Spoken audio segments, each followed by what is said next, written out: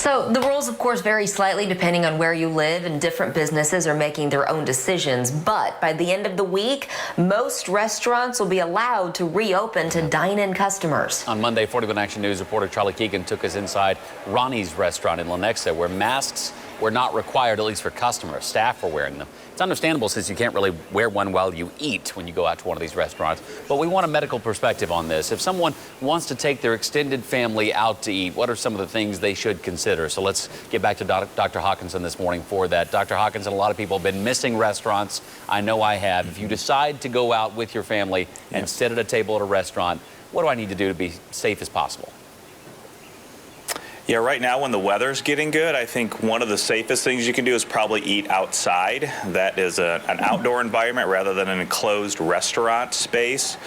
I would certainly recommend wearing a mask to and from the place. Obviously, as you said, it's difficult to have a mask on and eat and drink. Also, make sure that you hopefully can bring some hand sanitizer or wash your hands. The last thing that you want to do before you eat is certainly wash your hands. So I think those are three things that can really be done to help mitigate any risk. And most likely, or hopefully, any restaurant you go to is going to be separated. The tables are going to be separated from other tables so that you have some physical distancing. Also, maybe look at the people who are serving. They really should be in a mask and should be doing good, adequate hand hygiene with alcohol or soap and water on a frequent basis as well. Those things will help mitigate the risk as much as possible if you decide to go out to a restaurant.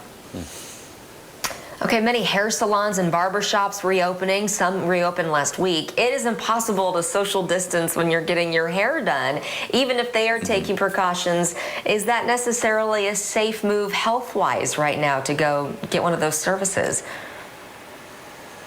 Yeah, again, we know the virus is out there. It's probably safer right now than it will be. We have to assume and believe, based on other countries and other cities and other areas' experience, that once people are out moving, the virus is just going to find more hosts and infections. So again, similar to the restaurants, the things that you can do to mitigate the risk, make sure that both people, the stylist as well as the client, have on masks.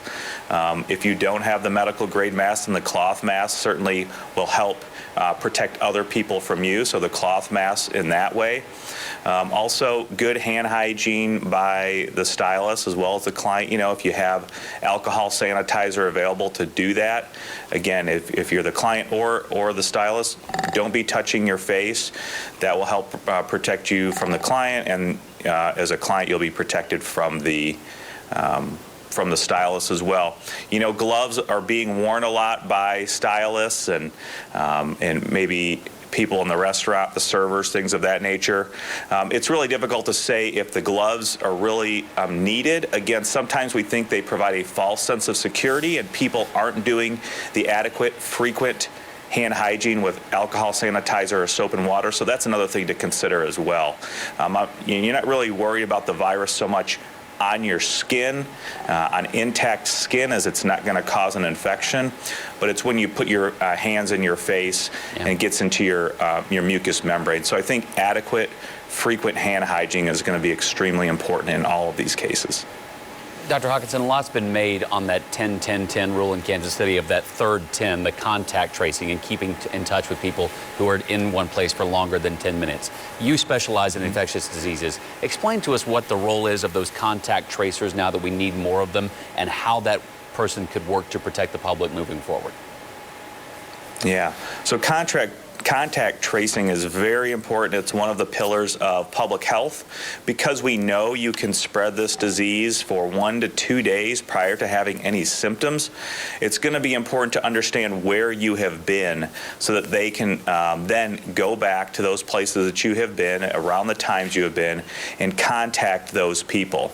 At that point, for contact tracing, testing may be in order for people that you may have had contact with, but certainly contacting those people to make sure that they are on the lookout for symptoms, and possibly even self-quarantine, again, depending what city or state that you're in as a resident of those places, even if you are eating in a restaurant, say in Kansas City, Missouri. So the contact tracing part is going to be extremely important moving forward, as well as the ability to test those people, whether that's by the PCR or any of the new tests that may be coming out. That the technology still isn't 100%, but hopefully we are getting there. So the contact tracing is going to be really, really important moving forward as we start to lessen restrictions and open up more.